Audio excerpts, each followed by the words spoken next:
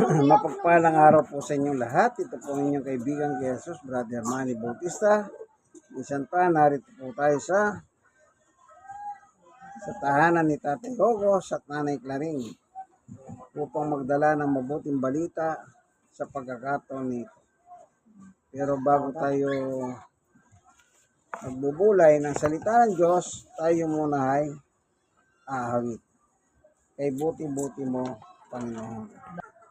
Buti-buti mo, Panginoon, sa lahat ng oras, sa bawat araw. Kay laging tapat kong magmahal, iyong kawahay walang hanggan. Pinupuri, sinasamba kita, dakilang Diyos At at Panginoon. Panginoon, Tunay nga'y kay walang katulad. Tunay nga'y kay di nagbabago. Mabuting Diyos sa amin nagmamahal. Kay buti-buti mo, Panginoon, sa lahat ng oras, sa bawat araw. Ikaw laging tapat kung magmahal. Iyong kaway pawalang hanggan. Pinupuri, sinasamba kita, dakilang Diyos at Panginoon. Tunay nga'y kay walang katulad. Tunay nga'y kay di nagbabago. Mabuting Diyos sa amin nagmamahal. Mabuting Diyos sa amin nagmamahal. praise God. Panginoon Diyos, sa aming Ama, minsan pa, samahan mo po kami sa aming pagbubulay ng iyong salita. Sa pagkakataon na ito, ikaw po manguna sa amin sa pamagitan ng iyong Santong Espiritu. Buksan ang puso at isip ng bawat isa, ganon din ng mga manonood ng video ito. Salamat po sa pangalan ni Jesus. Amen and amen. Praise God. Purihin ang Panginoon. Tatay Hugos sa Gawa chapter 9. Gawa chapter 9 verse 20. 21. 22. 23. 24 hanggang 24, 25. Hanggang 25.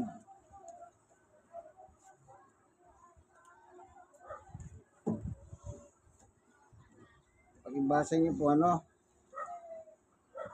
Gawa chapter 9 verse 20 hanggang 25. Kung paano si Pablo na dating kasama ng mga Hudyo, hinahanap yung mga tagasunod ni Jesus. Pero sa eksenang ito, iba ang nangyari. Imbis na siyang umahanting sa mga tagasunod ni Jesus, siya na ngayon nangahantingin. Dahil sa kanyang pangangaral, kasi po narinig niya ang tinig ni Jesus. Okay.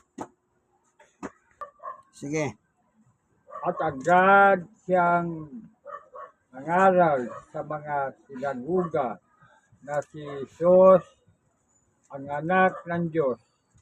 Nagtaka ang lahat ng nakarinig sa kanya.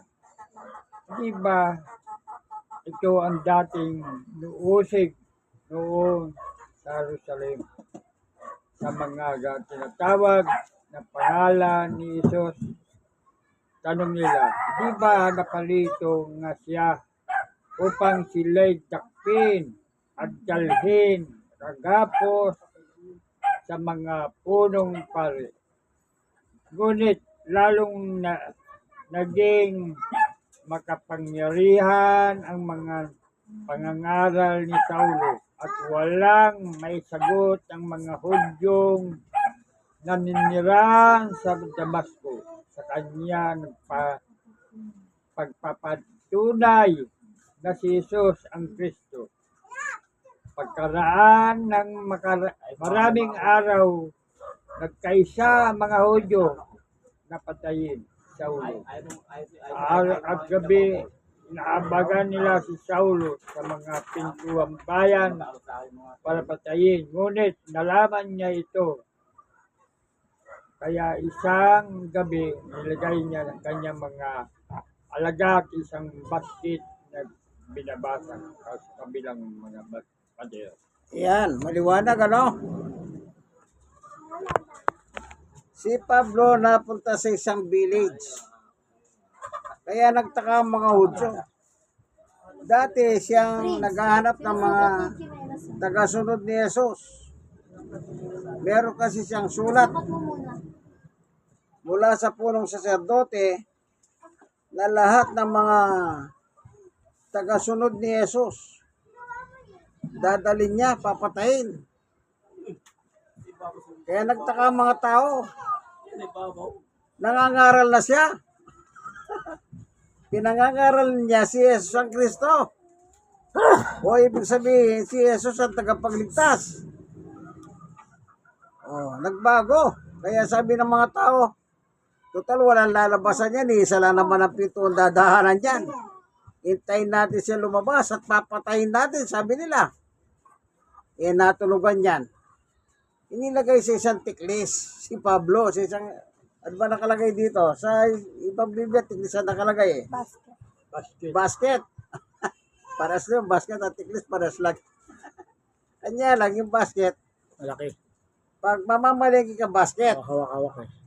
yung tiklis, walang namamaliki, dala niya tiklis. Yung tiklis ang lagyan ng mga paninda.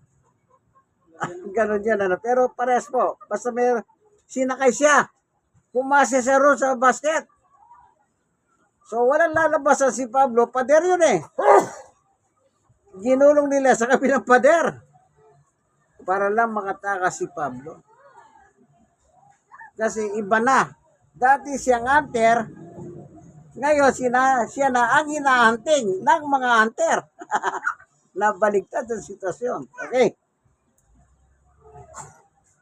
Nang talaga siya ng Panginoong Yesus bilang apostol, mas lalo niya pinagsikapan, ipangaral si Jesus. Dito, Saulo pa lang ang pangalan niya rito ha. Ano, hindi ba sinabi diyan, Saulo? Ngunit lalong naging mahusay si Saulo. Alam niyo po, sa reliyon ni Saulo, talagang pinakamagaling siya noon. Si Pablo. Tignan niyo po sa isang talata, yung patutuon niya. Dito sa, hanapin natin, sa Efeso, sandali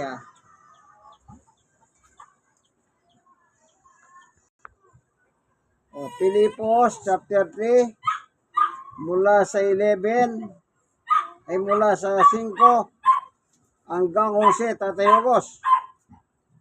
Tignan natin yung sinasabi ni Pablo patungkol sa kanyang reliyon,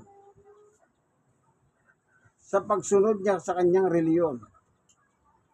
Ayan, makikita natin dyan ang kanyang paliwanag, ang pagsunod niya sa kanyang reliyon. Po. Sige.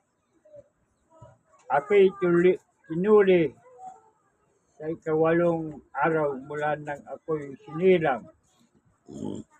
Ako'y isang tunay na Israelita, buhat sa angka ni Benjamin. At totoo, Hebrew. Kung pagsunod naman sa kautusan, ang pag-usapan, ako isang paraiso. Kung sa magiging masugid ko sa kautusan, nuusig ko ang iglesia.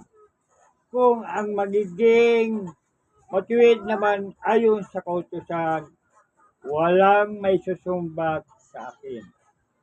Ngunit dahil sa kay Kristo, ang mga bagay na alagaan ko noon ay itinuturing kong walang kabuluhan.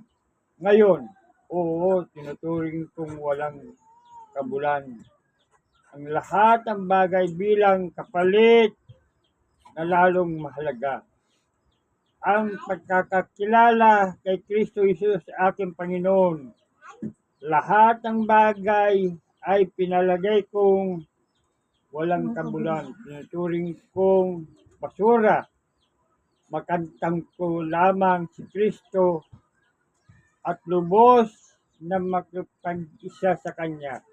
Ang aking maging matuwid at hindi sa pamagitan sa pasunod sa kautusan, kundi sa pananalig kay Kristo.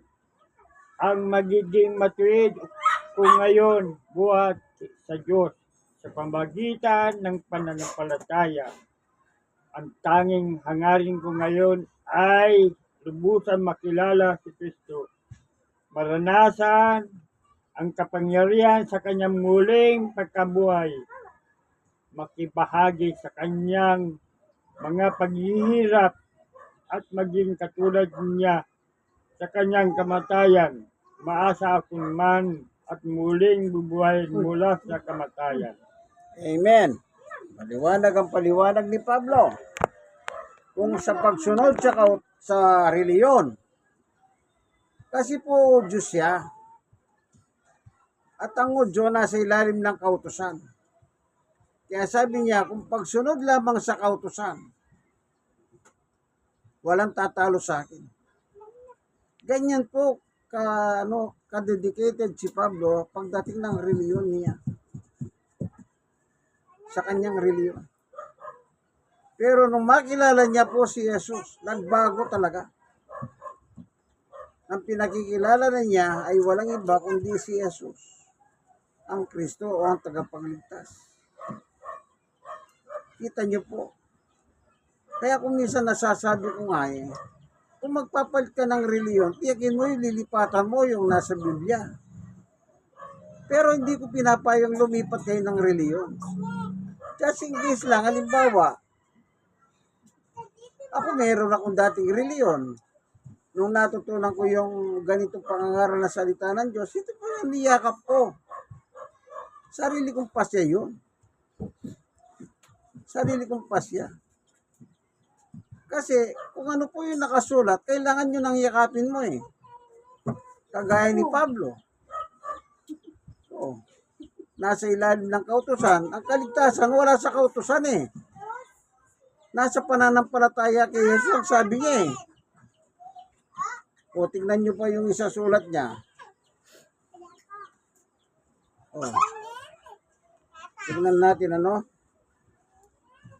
dito pa po sa Gawa, chapter 13. Ito, verse 38 and 39. Tingnan natin dito sa kanyang sinabi. Simulan na lang natin sa 36. Chapter 13 ng Gawa, simulan po sa basa sa 36, 37, 38, 39, 40. Yan. Ayan. Nakita mo na tayo, boss. Pag-ibasa mo lang po.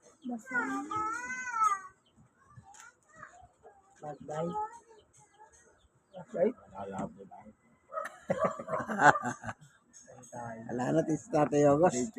Tumatawag na yung kanyang flashlight. Baba na lang kaya ilaw. 39. 36 hanggang dito lang ulit. Gawa 13, 36 hanggang 39 lang, Tatay Ogos. Lalo! Ipit ka kasi. Kasi mo maipit yan. Gusto niya mahipit. Nakita mo na tayo, Ogos. Nang may sigawa. Babasahin mo. Sige, sa 36 ka. Opo. Ang may sagawa na ni David ang kalooban ng Diyos para sa kanyang kapanaunan niya. Namatay at nilibing sa piling kanyang mga ninuno. At siya'y dumanas ng pagkabulok. Subalit ang muling binuhay ng Diyos ay hindi dumanas ng pagkabulok. Dapat niyo malaman, mga kapatid, na ang pamagitan ni Jesus ay pinangaral sa inyo ang kapatawaran ng mga kasalanan at sa lahat ng sumampalatay sa Kanya ay pinalalaya na sa lahat ng pagkakasala at mula sa mga ito ay hindi na kayo kayang palayain sa kautusan ni Moses. Amen. Yan. Si Pablo po bilang Hudyo, nasa ilalim ng kautusan. Kaya yung pagtupad sa kautusan, walang tatalo talaga sa kanya. Walang tatalo. Kasi sa kanyang panahon, sa mga kasing gulang niya, walang makakatalo sa kanya. Pag may sisipay, mapapal. Pero dito, pinakikita ni Pablo na yung kapatawaran ng kasalanan ay hindi sa pamamagitan ng kautusan, kundi ng pananampalataya sa ating Panginoong Jesucristo. Ibig sabihin po, kung tayo po'y nabubuhay pa sa ilalim ng kautusan, hindi po tayo mapapatawad dyan. Ang sabi dyan, nakalagay yun. O, di ba? Anong sabi niya? At lahat ng nananalig sa Kanya, kay Jesus pinatawad sa lahat ng pagkakasalang hindi may patawad sa inyo sa pamagitan ng pagtupad ng kautusan ni Moises. Yung sa lumang tipan, nasa ilalim sila ng kautusan. Pero nung pinadala na si Jesus dito, ang kaligtasan nakabatay na sa pananalig sa Kanya. Kaya lahat ng tao na nabubuhay ngayon sa mundo, ang kaligtasan natin ay nakikristo na. Yung pananampalataya kay Kristo. Tingnan nyo ang sinabi ni Jesus mismo sa 26:18 Tatayogos. Tingnan natin yung sinabi ni Jesus. Paano tayo mapapatawad sa ating mga kasalanan? Si Jesus mismo nagsabi dito. 26:18 lang, gawa. 26:18. Gawa po. Oh. Chapter 26, verse 18. Yan, pag-ibasa nyo po, pag nakita ninyo.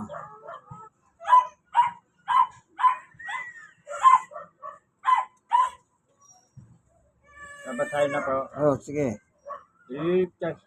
Ililigtas kita mula sa mga kababayan mong Hudyo at gayon din sa mga Hintil kung saan kita isusugo.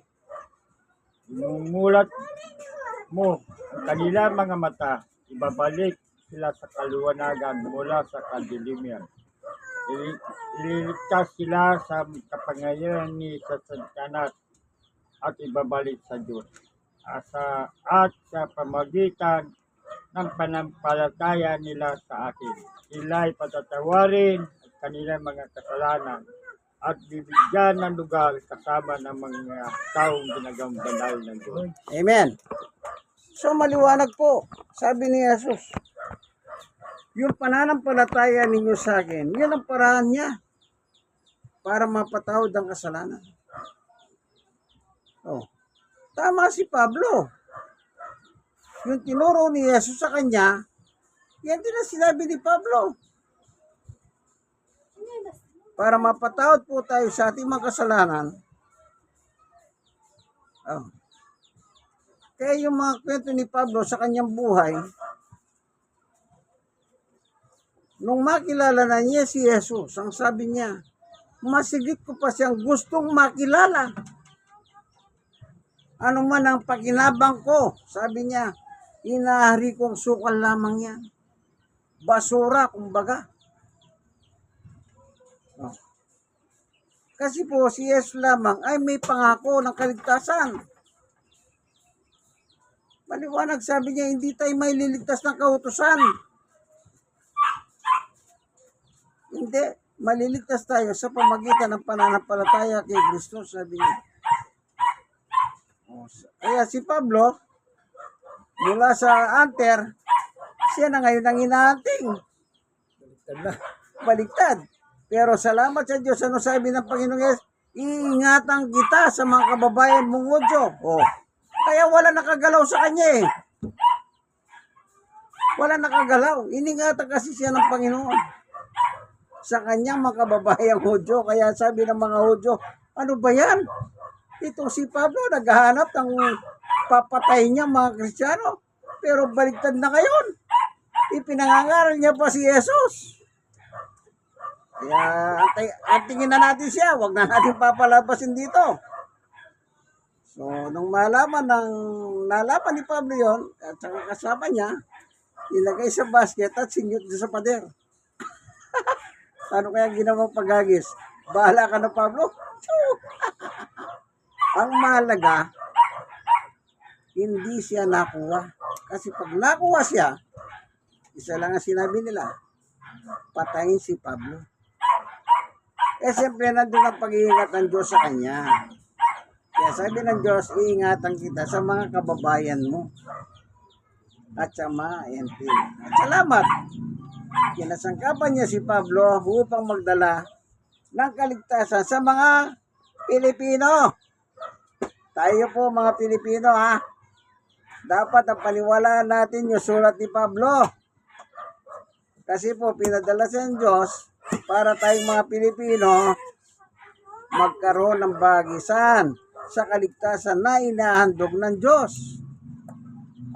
Tingnan niyo po yung sulat pa ni Pablo. Unang Timoteo, chapter 2, 3, 4.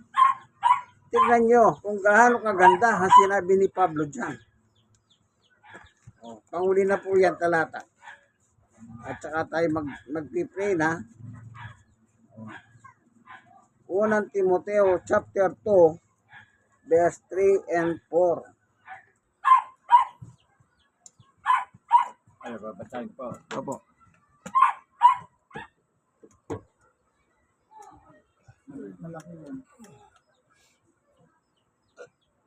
Makibahagi ka sa hirap tulad na isang mabuting kawal. Hindi yan tayo go. Unang Timoteo. Ikalawang Timoteo binabasa mo eh.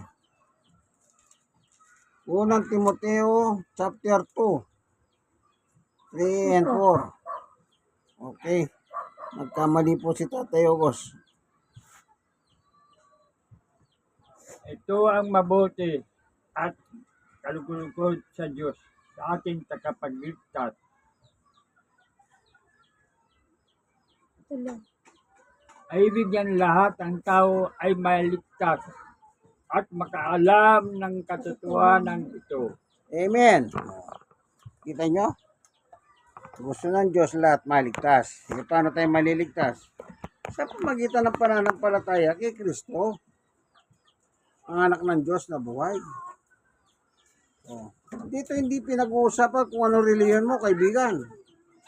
Ang pinag-uusapan dito, meron ka bang pananampalataya kay Jesus ayon sa Biblia? Kailangan nasa Biblia. Kung ano nakasaad sa Biblia about Jesus Christ, yun ang paniwalaan mo. Kaya ngayon meron mga ibang reliyon. Nagbabasa ng Biblia, sumasampalataya kay Jesus, pero ibang ginagawa nila. Hindi na yung nasa Biblia sinusunod nila. Sinusunod nila yung sarili nilang mga doktrina. Hindi hindi applicable yun. Hindi ko sinasabing masama ang doktrina ninyo. Pero bago kayo gumawa ng doktrina, sundin ninyo ang nakalagay sa Biblia. Kung sino si Jesus sa Biblia. Ganun lang po kasimple yan. Pinapahirapan nyo pa yung ibang mga tao eh. Para kayong mga Sige na nga, wag na. Baka magalit kayo. Once again, ito po inyong kaibigan Jesus, Brother Manny Bautista. Dito po tayo sa Paradise Site. Dito po sa Smoky Mountain, sa Barangay 128, Zone 10, District 1, Balot, Tondo, Manila. Salamat Panginoon sa iyong patutuo sa amin patungkol sa kaligtasan sa pamagitan ng iyong lingkod na si Apostol Pablo. Salamat po sa ngalan ni Jesus. Amen. Okay, kanta muna tayo. Diyos ay pag-ibig. Okay. Pag-ibig ang siyang pumukaw sa ating puso'y kaluluwa, ang siyang nagdulot sa ating buhay ng ditong araw at pag-asa. Pag-ibig ang siyang loob natin, di mapapawi kailan pa man. Sa puso't diwa, tayo'y isa lamang, kahit na tayo'y magkawalay. Pagkat ang Diyos natin, Diyos ng pag-ibig, magmahalan tayo'y magtulungan. At kung tayo'y bigo, ay huwag limutin na may Diyos tayong nagmamahal. Sikapin sa ating pagsuyo, ating ikalat sa buong mundo. Pag-ibig ni Jesus ang siyang sumakop sa bawat pusong uhaw sa pagsuyo. Pagkat ang Diyos natin, Diyos ng pag-ibig, magmahalan tayo'y magtulungan. At kung tayo'y bigo, ay huwag limutin na may Diyos tayo nagmamahal. Diyos ay pag-ibig. Maraming salamat po, Panginoon Diyos, sa binigay mo pagkain sa amin at binusog mo ang aming kaluluwa. Salamat po sa pangalan ni Jesus. Amen and amen. Maraming salamat po sa iyo, Panginoon Diyos, sa bigay mo merienda na nila ni Nanay Clarita. Ito po, meron tayong kape at meron tayong kalamay. Kalamay na kanin po yan. Biko. Sabi ni Brother Marlon. Hindi ko siya alam ang pangalan yan eh. Buti siya alam niya. Kalamay na kanin. Ibang klase ah. Pasensya na po. Mali lang. Balibigkas. Pinipinta pa ni Brother Marlon. Nagugulat rin yung mga kanin. Ito kalamay na kanin. Ayun po sila, naghahanda po sila doon, no? Si Nanay Claring. Kasama yung kanyang apo. Yan. So, ito po yung maganda rito eh. Pagkatapos ng Bible study, meron po tayong konting salo-salo na mini-merienda. Lagi pong nandyan yan. At nagpapalay mo sila, Panginoon Diyos, sa paglala ng merienda ni Nanay Claring. Na biko. Yan, biko.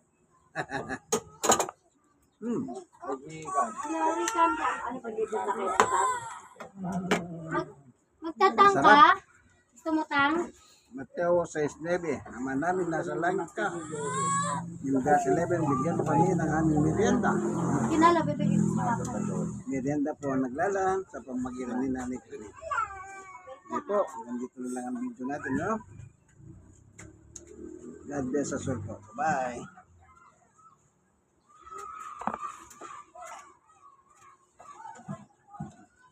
Sa ano po ito? Sa Barangay 128, Zone 10, District 1, Balot, Tondo, Manila. Dito po sa Marala, sa may Paradise Site, Smoky Mountain, or permanent housing. Okay po.